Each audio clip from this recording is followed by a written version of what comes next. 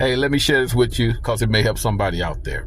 And I pray that God help and give you the revelation of his truth that's found in his word. The Apostle Paul was sent on a divine mission, a special mission to graft the Gentiles into the covenant. Yes, thousands of years after the covenant was given, Paul was sent to the Gentiles. The question becomes, who are the Gentiles? Well, Genesis chapter 10 tells us exactly who the Gentiles are. They came through Noah's son, Japheth. They are all those of European descent. They are the Gentile nations, no matter if they from Sweden, Ukraine, Turkey, Spain, Russia. It does not matter. They are the Gentile nations. They are non-Semitic. They are non-Jew. They had nothing to do with the law.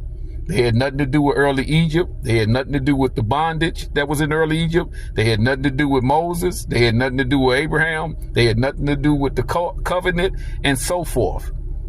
And a Gentile cannot be a Jew, and a Jew cannot be a Gentile. God wrote his plan to separate the two, but then he made an addendum to bring the Gentiles in, which is the mission Paul was on. And where did he go? He went to Europe to bring the Europeans in. That's why he went to Ephesus. That's in Europe.